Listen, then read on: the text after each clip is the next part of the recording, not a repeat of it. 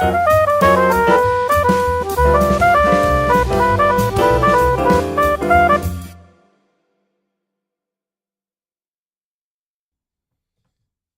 evening, everybody. Sorry, I realized my mic was muted right at the start there.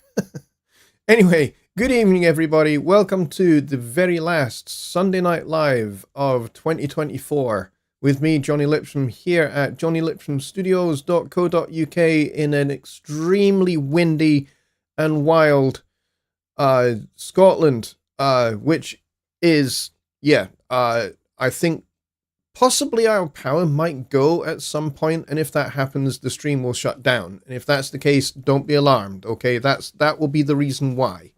Just giving you the heads up just now that is likely going to be the case. Because it is very, very, very windy outside. We've got winds gusting up to 70, 75 miles an hour. So it's pretty wild outside. And you may actually occasionally hear it on the microphone. So, yeah. I'm hoping that we will stay on for the full hour, but we're going to have to wait and see. But yes, Danny Taylor, it looks like, was the first one in, I think, by the looks of it. So well done to you, Danny. Followed by Billy Morgan and Rich Cresswell as well. And Tony Stringert is here as well. And Keyman, hello, good to see you. And Countryjuiceyak is here as well. My good friend Paparaptor Music is here. Don Oliver, Keith from Radio Top Trumpet is here. And Billy Morgan is here as well. Paul Morgan, not related, is here. Bobby Booth is here. And my good friend Gert is here as well. So we've got most countries covered here. So, 361 Sunday Night Live shows. Yes, I had not realized that actually the last Sunday Night Live was the 360th. So this is episode number 361, which is amazing. I had not really, I'd not really ever imagined that we'd ever get this, this far. It has to be said, but here we are, and CHDB Music is here. Keyman says different computer, different YouTube login. Okay, cool. Okay, well, you are you. Okay, remind me who you are then. So, YouTube channel names. Yeah, I can easily get lost with who's who. Quite honestly, I can easily get lost with who's who because of different channel names. So, I apologize, because that's just me. Ron! Keyman, I should have put two and two together, to be honest. So, Ron, hello. Welcome. I'm glad you're here. So yes, so I should just give you the heads up at the start of the show that, this is not the last live stream of the year. The last live stream of the year will be on Hogmanay, New Year's Eve. So that will be 7 p.m. Central Time. And I'm really excited about that. And what we will be doing for that show is we will be dreaming big dreams about future things. So I'm talking future PreSonus hardware products that you guys might envisage. And also, now that we've got this faster release cycle for features being added to Studio One starting next year, what you think that might contain, what features you think might come in those feature releases over the course of 2025. So we can talk about all of those things, and we will do that on the Hogmanay show. It will be an extended show, so it won't be the usual 1 hour show. We will extend it. It can go on for as long as you guys want, really. We could do 2 hours. We could do whatever you guys want. Provided we have enough people here and enough conversation, we'll just keep the thing going after the hour. So I'm up for that. And there will be beer, there will be champagne, alcohol will be consumed on that show for sure. So if you want to see that happen, if you want to see me drinking and maybe drinking a little more than I would normally do, then join me. Even if that's the only thing that might potentially entertain you, then join me for that. That would be very, very cool.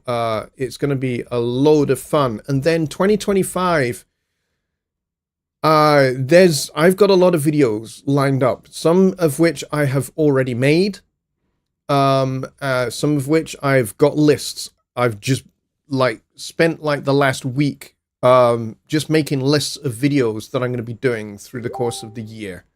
So yeah, that's what is going to be coming in 2025. Lots of videos. So I'm very excited about the amount of content that I'm going to have coming.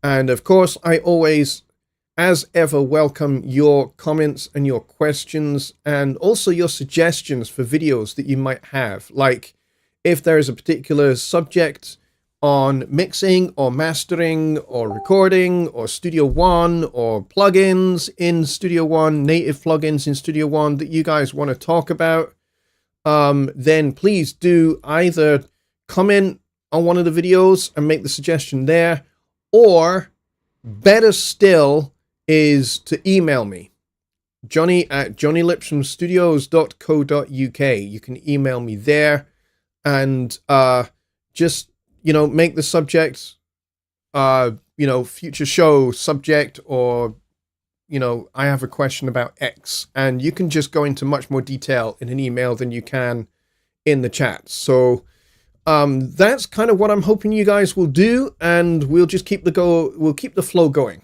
as we go through the course of next year. Next year is going to be very, very cool because we will be heading inexorably towards my 50th birthday, which happens on October 9th. So that will be a big event. I may well not be streaming on that particular occasion. I may well be out with my family or something like that, but we'll see what happens. But certainly I will do a birthday stream either just a little bit before or just a little bit after my birthday, because it's a big occasion.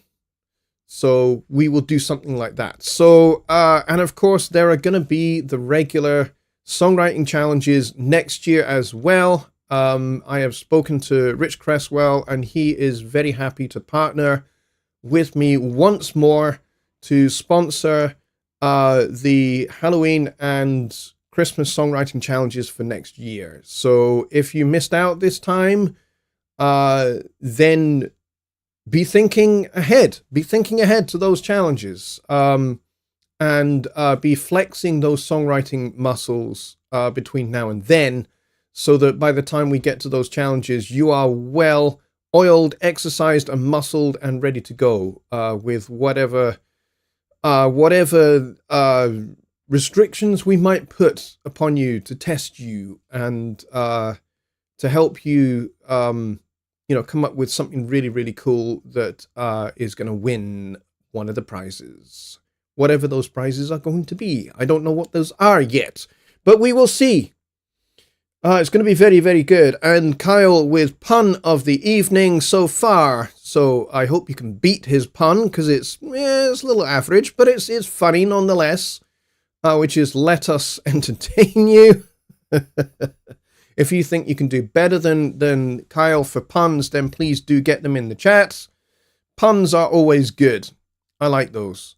So I'm going to go through and see what we got here so far. Just Bob says, hope all is well. Have a great show. I'm going to miss it. 100 miles to go to get home. Wow. So you are on the road. Good for you, Bob. I hope you have a safe journey home. And I hope you get to watch this on the replay as well when you get home. That would be very cool. And if you would be so kind as to hit the like button as well when you get a chance, that would be great. And if everybody else could do the same, that would be also extremely useful and helpful to me, because likes, what they do is they tell the YouTube algorithm that this is a good thing. And basically it means that my live streams and my other videos will get promoted by the algorithm a bit more to more people. Ron says the honeymoon salad lettuce alone. Let us alone. Yeah, that's good. I'll take that. That's probably just as good, actually, as Kyle's. Yeah, for sure. John Hathwaite says, Merry Christmas, everyone. Yep, a very Merry Christmas to everyone. I hope everybody has had a really great time. We certainly have here. Now, you'll notice that maybe my lighting is a little bit different. And the reason for that is that my camera has gone a little bit crazy in that it's decided to set all of my settings wrong and I can't get it to set them back.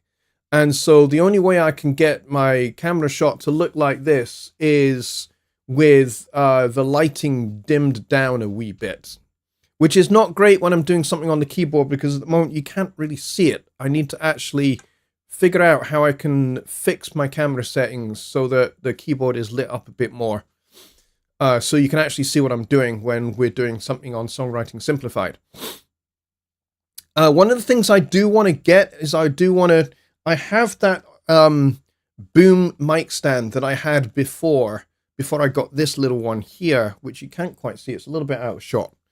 But what I would like to do is get another camera, maybe a webcam, another webcam or something, and clamp it to that mic stand and have it as an overhead shot, or at least as close to an overhead shot as I can get it for the piano here. And then I need to work out how to get that shot into OBS so that I can switch between the two for when I'm doing something on Songwriting Simplified. So that's something I would like to be able to do. So I'm gonna have to try and find some funds for purchasing a new camera, and maybe actually I may need some more lighting to be able to backlight the keyboard so that the keyboard is lit up a little bit more.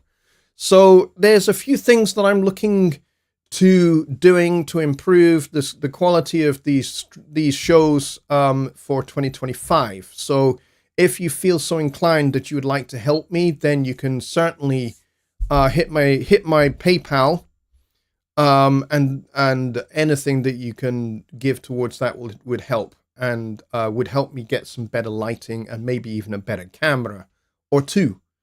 So yeah, those are kind of things I'm thinking of going forward into 2025 to improve the quality of these shows. So Sean says an overhead camera would be awesome. Yeah, I would really like something like that. I'm not quite sure how to rig it up yet.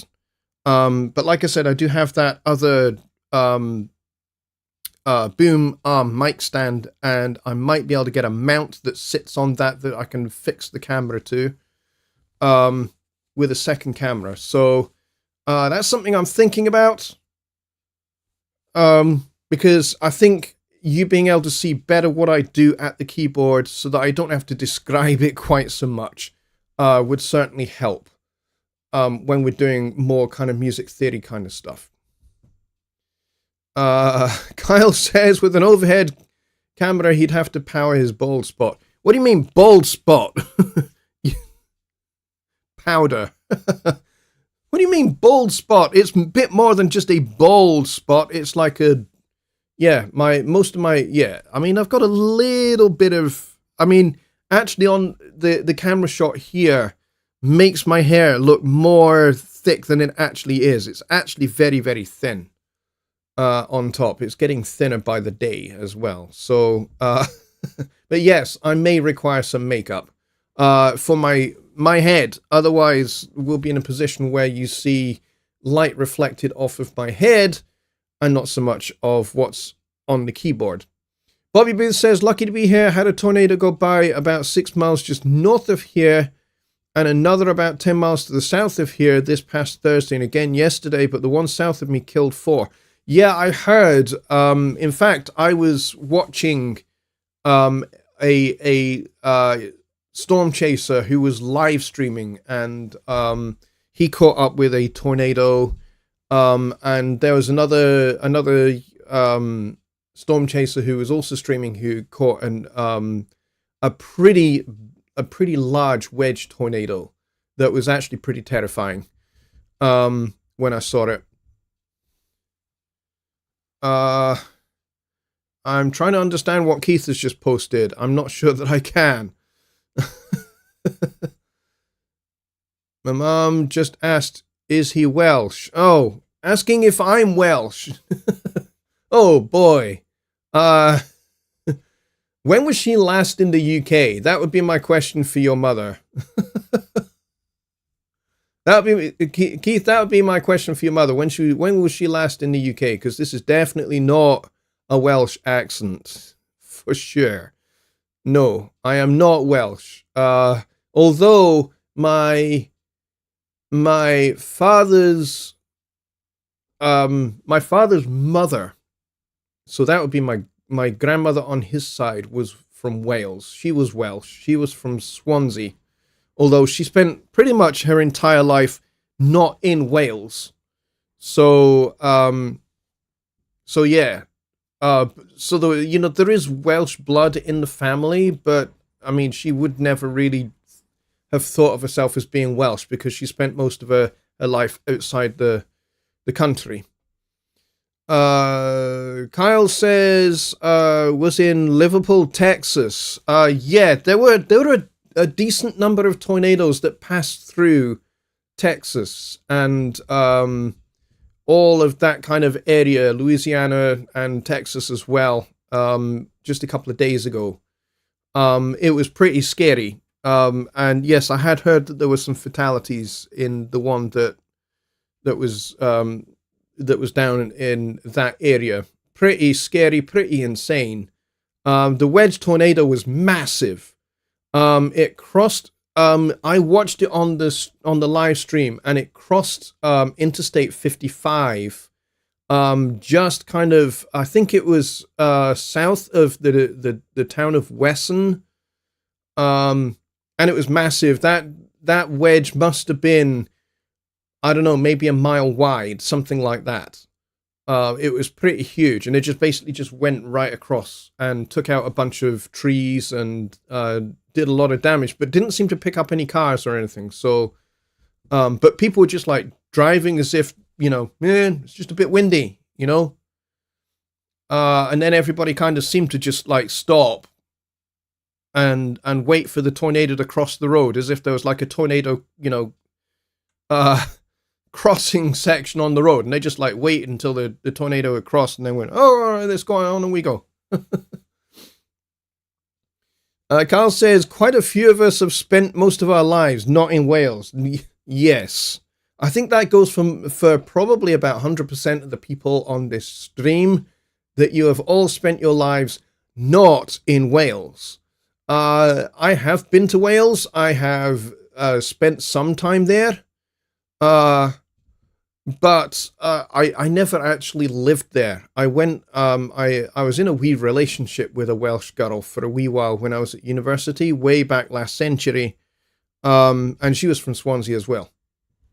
But no, never lived there. Jimmy Three Balls, I know who that is. He's here. He says, howdy, the wind cries Mary. Well, it cries something. I don't think it's Mary, but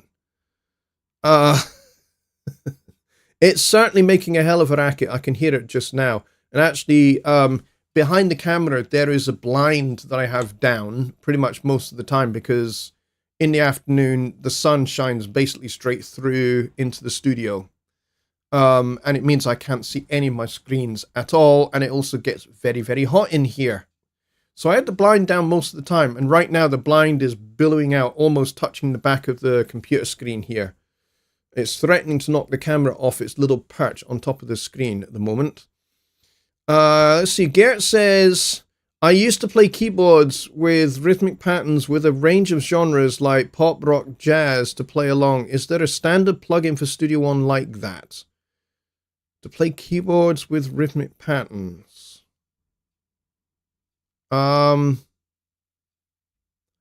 There are some things you can do to make some rhythmic patterns with keyboards that I can show you. I will need to very quickly just create a new song. Give me a second to do that. And you can do this with the note effects. So let's see. Let me grab an instrument. And I'll get this up on screen in just a second. So let's go and grab presents in here. And I will go and grab something.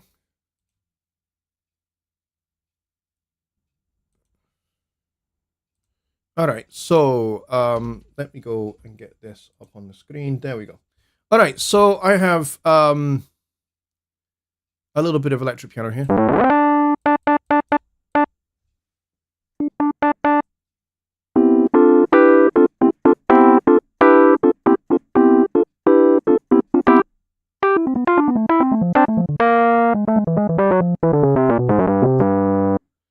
So we got a pretty good sounding Fender Rhodes, actually, when you compare it to the big guy here.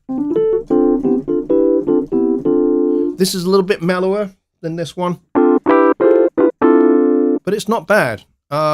It's not bad at all. So how can we make some rhythmic patterns? Well, we can do this with the note effects. So I'm going to open this guy, and I'm going to grab repeater. And when I put this in here, what you'll see is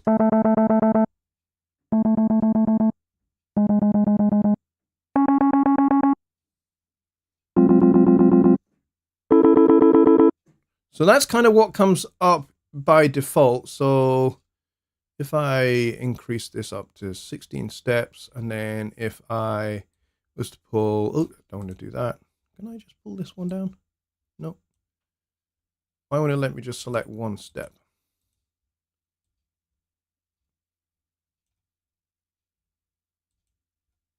Yeah, that's interesting. It won't let me select just one step. I want to change the level of just one step. Why can't I do that?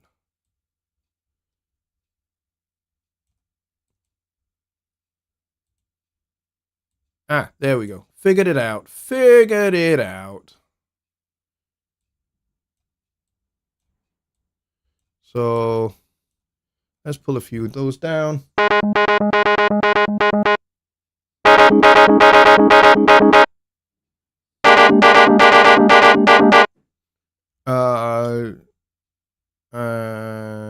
What else can we do? Let's see. So there's this one, and I can sync this to the song tempo, which is what we've got going on here. Let's clear that mute.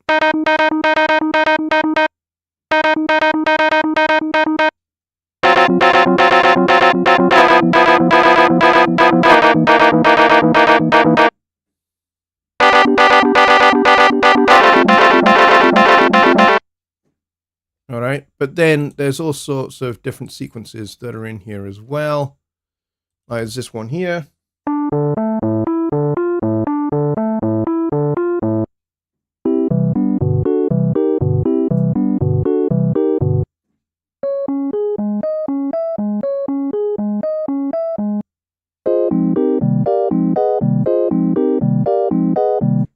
I did a whole series, by the way, on things like this.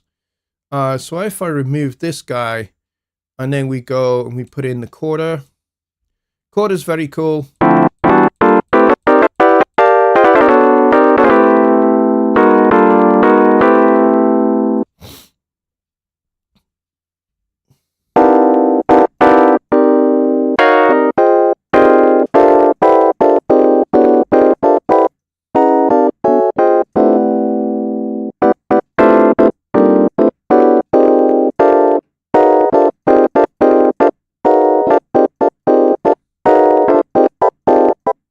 Oh, we're distorting a wee bit. Let's turn this guy down a bit.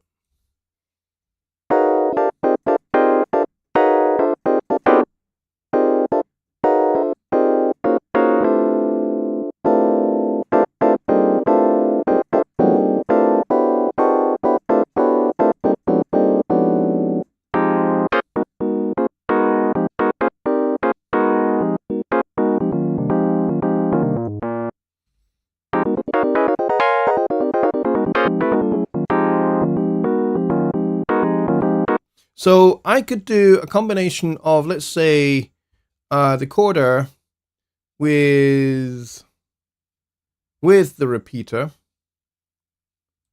So I could put the repeater on top of this, and we could go find maybe this.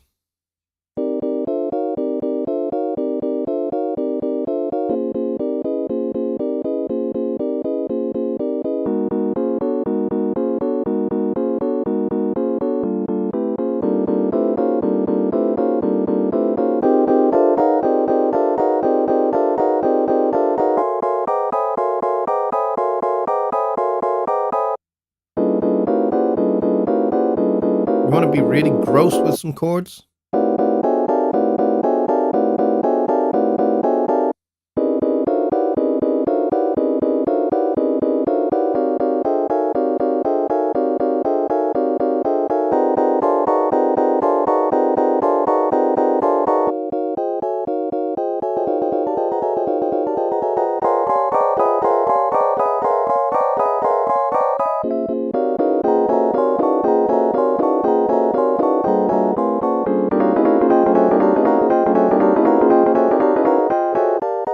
So you can do all sorts of things. You can kind of, play things in time.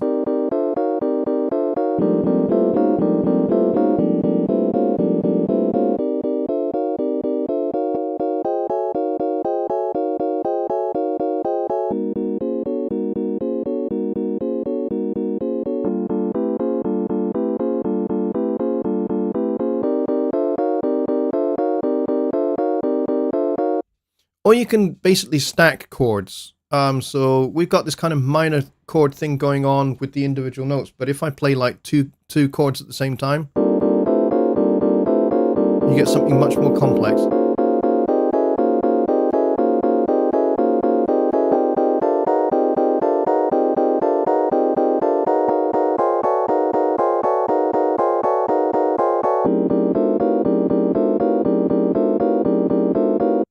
And so on and so forth. So you can combine these different things. Like if I remove the repeater, we keep the quarter, but let's bring in the arpeggiator as well. And let's go for something a little bit more interesting.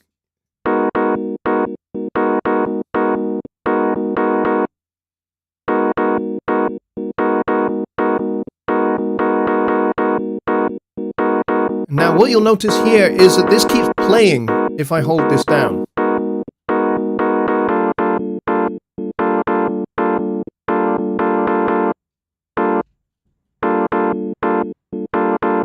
Let's say we want this to be a little bit more straight, so let's take the swing off.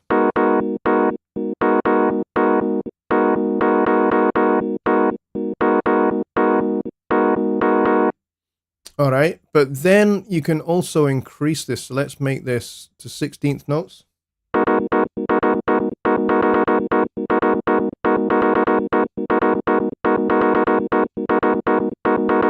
And the cool thing about this is when you've got it on 16th notes like this, and maybe we use a different sound. So maybe we go for it, maybe a guitar instead for this. So let's go find, I don't know, maybe a clean Stratocaster sound.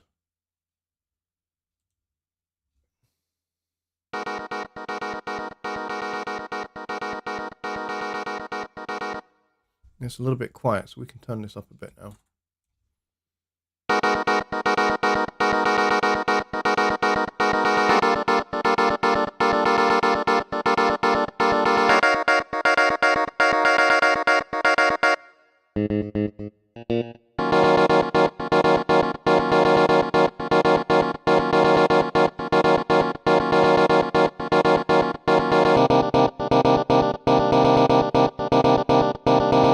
So if you wanted to fake an electric guitar strumming thing, then you could certainly do that with like quarter repeater or quarter arpeggiator and then a guitar sound like we have here.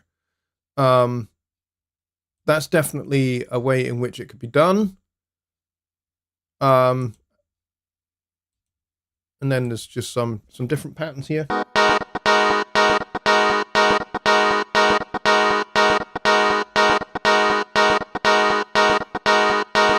This one's got the hold on, so if you don't want that, you just turn it off.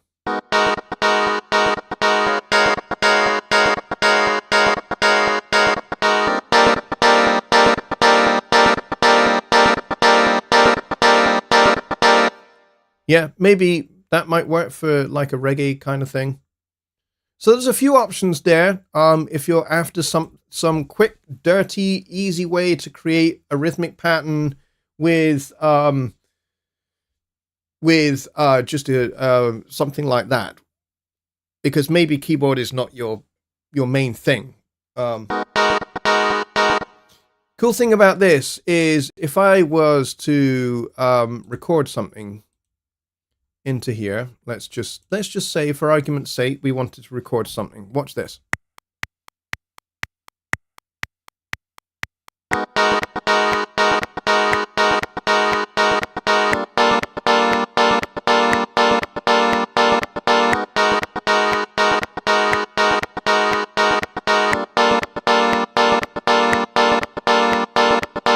Now, watch this.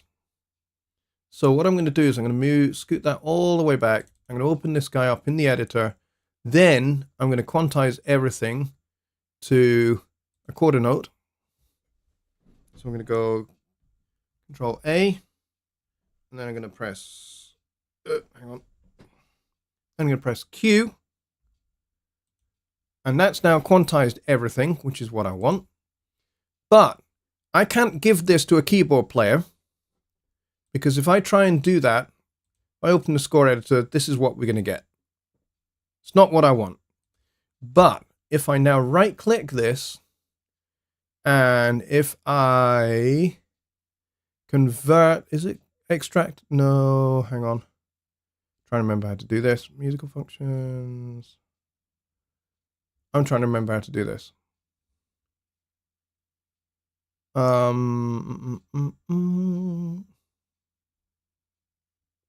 Render instrument tracks. That's what I want to do. So if I click on this guy here, watch what happens now. See, we have all of the notation from the what the note effects have been doing on this track here. So when I open this up in the note editor, this is what we get. Now, we know that this is a guitar. So what I want to do is I want to go to track here, apply staff preset, guitar, electric guitar. And now look at this. Not only do we have the notation, but we also have the tab.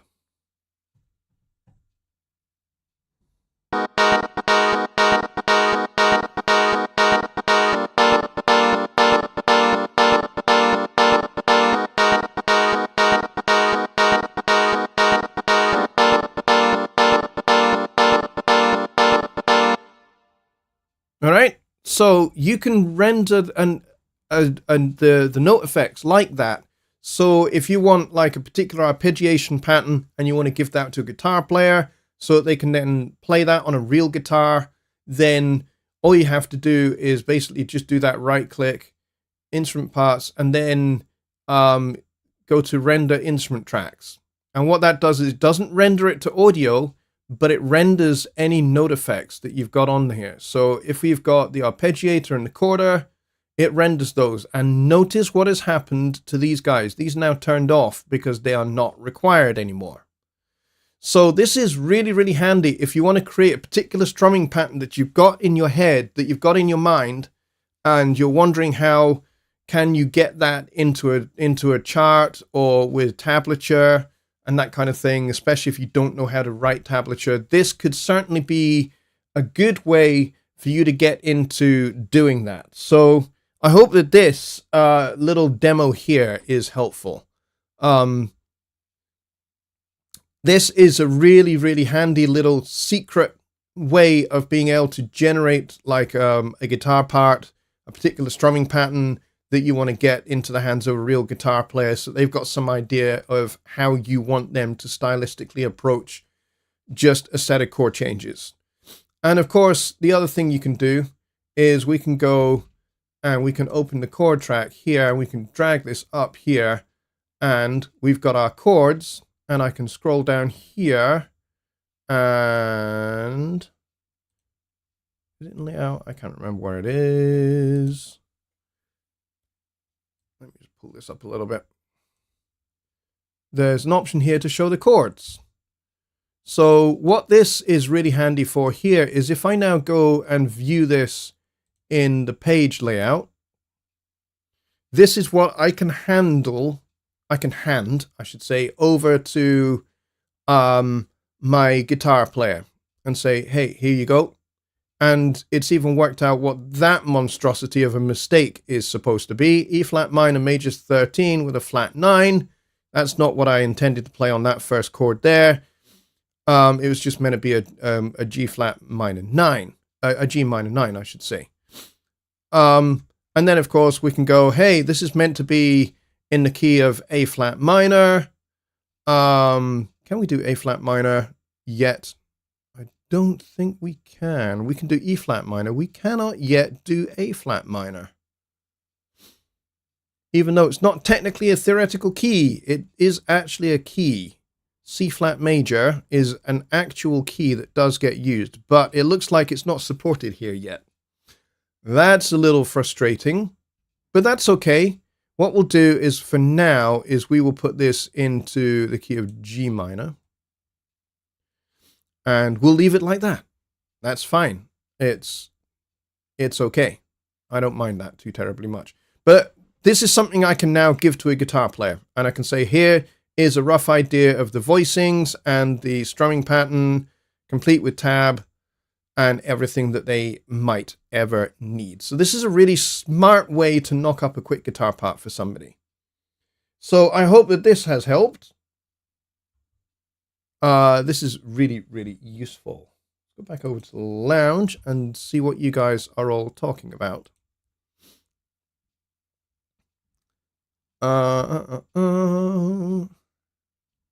So Gert, I hope that was something that might actually get you in the ballpark of what you might want to be doing.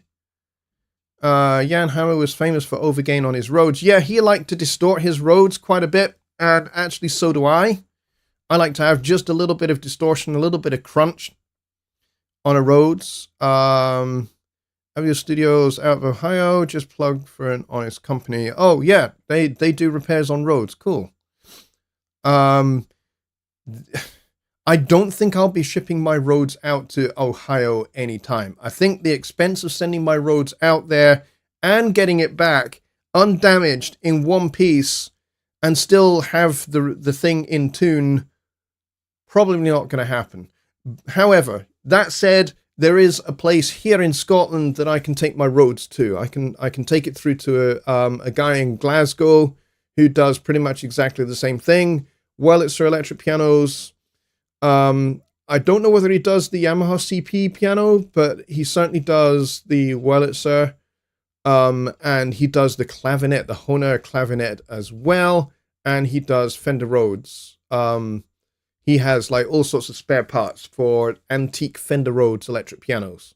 So, you know, if I need tines replaced, or I need the electrics done, or I need hammers replaced, or, you know, rubbers, or whatever it needs, he's the guy I can go to, and he's very reasonably priced. You can also extract a pitch. Yes, now, if you do the explode to pitches, that's great if you want to do a drum track. Because when you're doing a drum track, you want like the snare on its own track, and you want the hi-hat on its own track, etc., etc. You can do that. You can just do explode to pitches, and it'll put each pitch on its own track.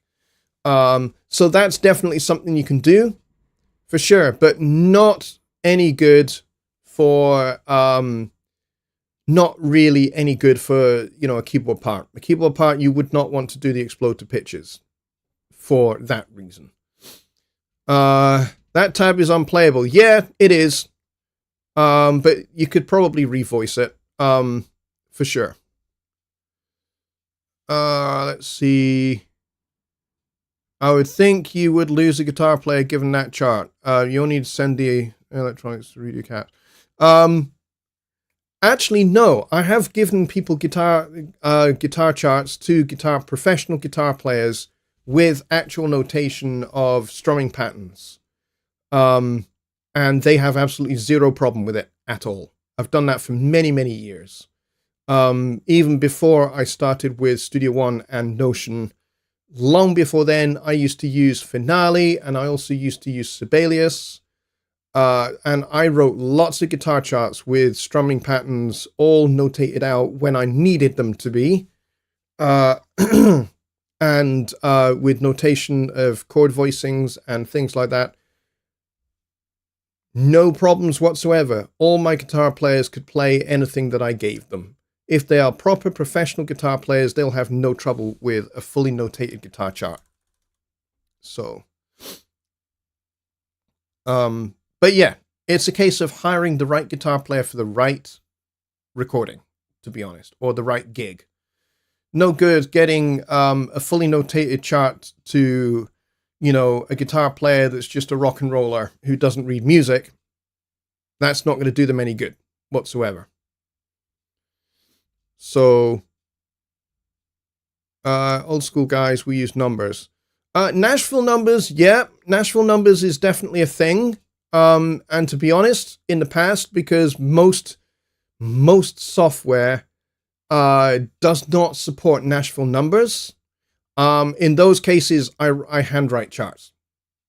I handwrite charts if I have to do Nashville numbers or Roman numerals, because most software does not support that. So, yeah, if I have to do that, then I will write out Nashville numbers, and I'll handwrite those on manuscript paper. No problem doing that, and anybody could play any of my charts. However, a good professional guitar player should be well versed not only with Nashville numbers, but they should be well versed with standard chord symbol notation, as well as standard notation in treble clef, and they should know what they're doing. Otherwise, they've no business calling themselves a professional, to be honest. Gert says, yes, that helps a lot to build my own, thanks. I was more thinking about a library of presets, like on the Casio Tone or Yamaha PSR series. Yeah, no, Studio One does not have that. There are third-party options like Easy Keys. As far as I know, Easy Keys has a whole bunch of different patterns and different chord voicings in different styles. Pretty much the same as Easy Drummer does. Easy Drummer has patterns, styles, and all of that kind of thing, and you can just drag and you can assemble your parts in the Easy Drummer or Easy Keys GUI. Get it how you want it, and then you can just drag and drop it onto a track in Studio One, and Bernard's your auntie twice removed. It works. That's definitely a really good option. But like I said, there's nothing natively inside Studio One that has any of that kind of thing. But yes, I remember the Yamaha PSR keyboards. I do remember those, and I'm glad to see that they are still making, at least they're still making some of those keyboards. Yeah, I remember those way back in the day. I used to play a lot of Yamaha keyboards. This is the only keyboard that I have left from my Yamaha days. The QS300. When I got this, it was absolutely brand spanking new in, I think, 1993, maybe 1994. But I think it was 1993. And it's got a floppy disk drive at the bottom here, which no longer works. But I still have the discs for it. So maybe one day I'll be able to get this drive fixed and playable, and maybe it might even read some of my discs, because this has got a built-in sequencer. It's got a built-in 16-track sequencer in it. So, and a chord track, by the way. And I figure maybe I could send data from the keyboard to Studio One, including the chord track. And maybe have those all up in Studio One. That would be pretty cool. But as far as I know, until I can get this disk drive fixed. And it might not be fixable. If it's not fixable, I'm stuffed, because all of those songs are in Yamaha format, so only the keyboard reads the discs. They won't transfer any other way, sadly. United Effect is here. Hello, mate. Good to see you. He says guitar players need to be able to play a chord chart by sight. Absolutely. 100%. Anybody that is a decent professional standard player, guitar player, should be able to read a chord chart, and should also be able to read notation by sight as well, because it's required. It is absolutely 100% required if you're going to be a professional guitar player to be able to read notation.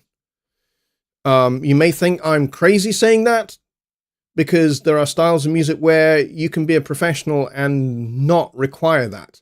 However, if you're going to be a versatile professional guitar player, you need to be able to read, because reading gets you gigs, gets you recording dates. It gets you gigs in West End shows, in Broadway shows. It gets you those kind of gigs, and those are actually big money gigs. And so if you can get those kind of gigs, you need to be able to read. And, recording sessions as well, you need to be able to read. I spent 12 years of my life in London working as a session musician in London. So I worked in a lot of the big major studios, playing piano, playing drums, doing backing vocals. That was my life. That's what I did. So I needed to be able to read drum notation, piano notation. I needed to be able to read notation for backing vocals. Believe me, backing vocalists do get charts. Not just with the lyrics, but with the notation as well. Because if you're singing a particular harmony part, you need to know what you're doing. And nobody has any time to note bash through a harmony part. You just have to read it and sight sing it. And so, that's kind of how it works.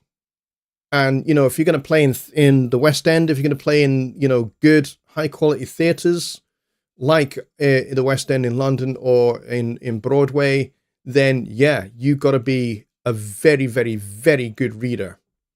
And you need to be able to read at sight, because you might need to replace another guitar player or another drummer or another bass player at very short notice. I've had to play those kind of gigs as well. And they're good money. You can make $300-400 just on one night, depping for another bass player. I used to do that a lot. And so you would have to play all sorts of styles, because, quite often, invariably, you're playing musicals or you're playing shows. So you have to be able to play in any style. Now, as a bass player, a lot of musicals in particular, they're kind of pop orientated. But, there's still some fairly traditional show tunes in there as well. So quite often you're just going 1-5-1-5-1-5-1-5-1-5-1, dun dun dun dun dun dun dun dun. So you're doing a lot of that. And, the more you see those kind of things, the more you know what to do. And you're not really even looking at the chart. You're just doing what you know is required for the music that you're playing. But, on the other hand, there's other shows like Hairspray or Back to the 80s or, any of the Rodgers and Hammerstein shows where you have to be able to read serious charts.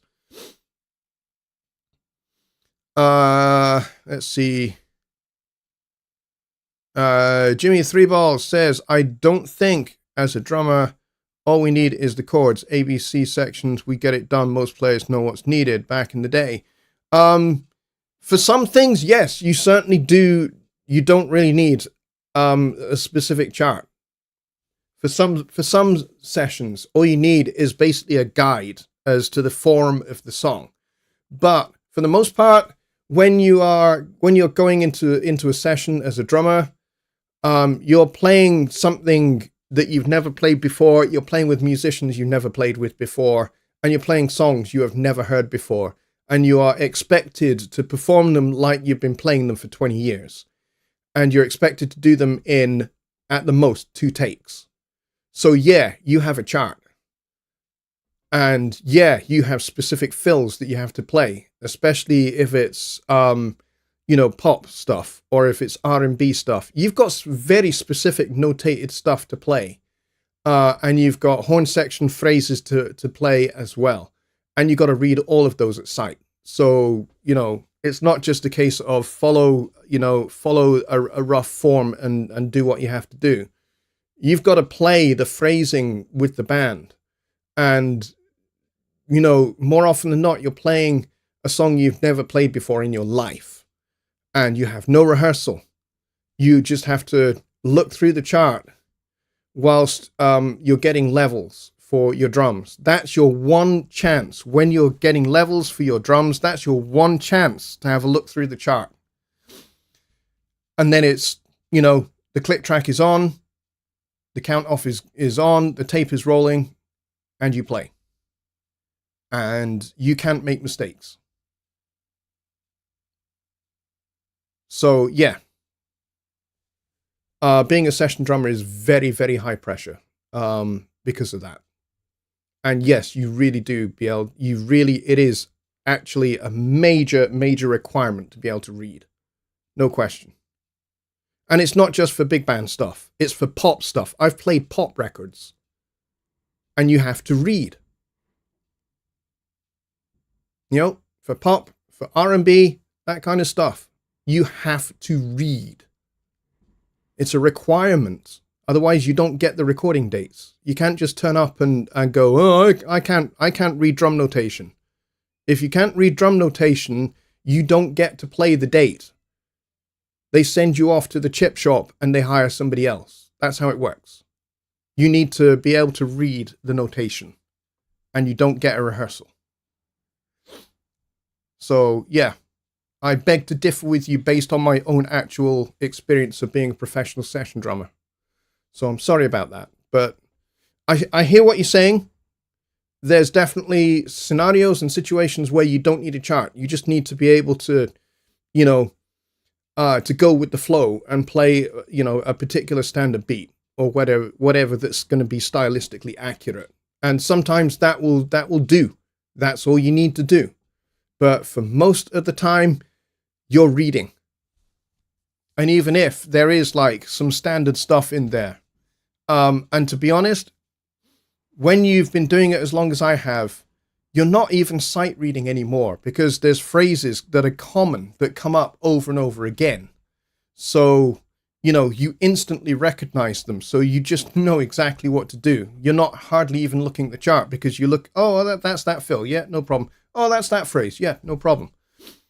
And it's just that easy.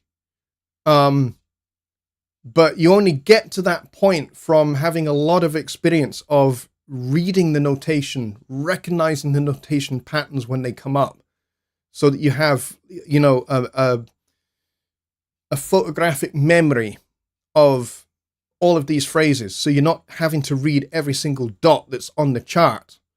You just recognize the figure and you go, that's that figure, no problem. And so with that kind of experience in mind, you're not reading each individual bar, you're reading the whole page and you're going, oh, that's that one, that's that phrase, that's that phrase, that's that phrase, that's that phrase. Done, no problem. And then you play it. And you play it with confidence because you know how all those phrases go, because you've seen them so many times in different styles of music. And United Effects says some drummers are asked to play tune percussion as well. That's definitely true if you're playing a Broadway show or a West End show. Yes, you'll have your drum set up, and then on this side, maybe you'll have a xylophone or with a glockenspiel over the top of it, and then on this side, you'll have timpani drums. And you'll have some suspended cymbals. You may even have some clash cymbals as well. Depends on what the budget for the show is. If you're lucky, there are other percussionists, and all you're doing is just playing the drum set part, and you're not having to play all the other stuff as well. But it depends. I actually don't think I've ever played a West End show on drums. I played West End shows on bass, but not on drums. And I've played other theaters playing bass as well. But yeah, not on drums. That really is a particular discipline. And you really have to have your chops together for that kind of stuff, for sure. Because the reading for shows, for theater shows, is very, very, very complex, very difficult, and requires a lot of concentration. And if you're called in as a dep, you're sight reading. And if it's a show that you happen to know, great, you've got an advantage. But if it's not, and you don't have that advantage,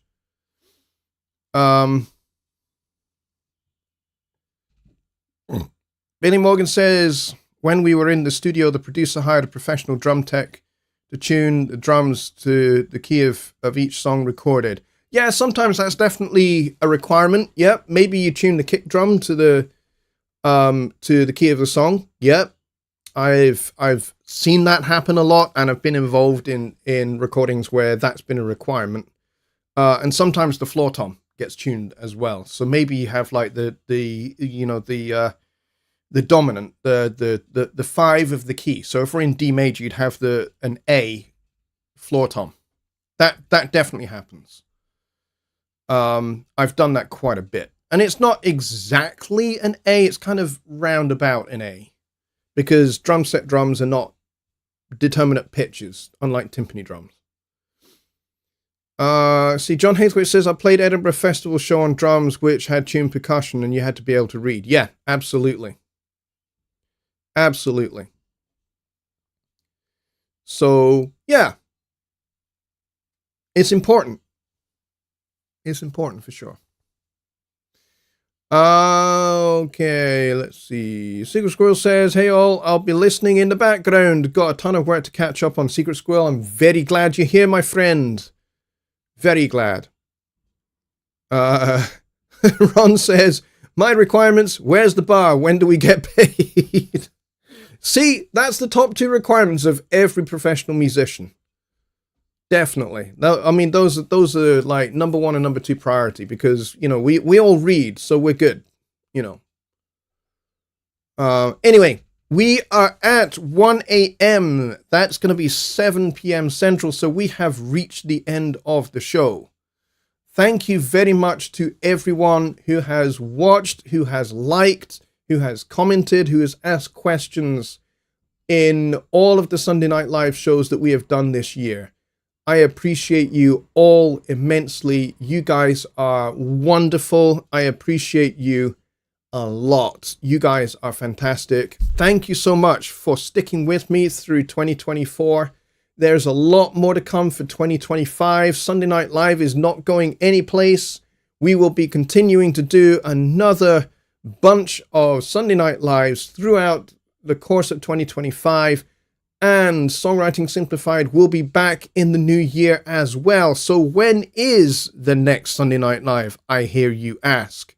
That is a very good question, because it will be next Sunday, which is January 5th, 2025.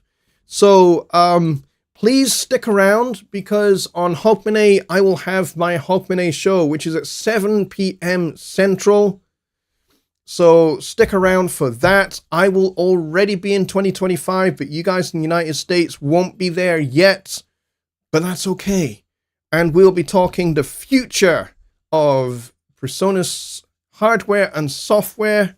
So if you have any predictions that you have for future PreSonus hardware products that you think will come in 2025, I'd love to hear them.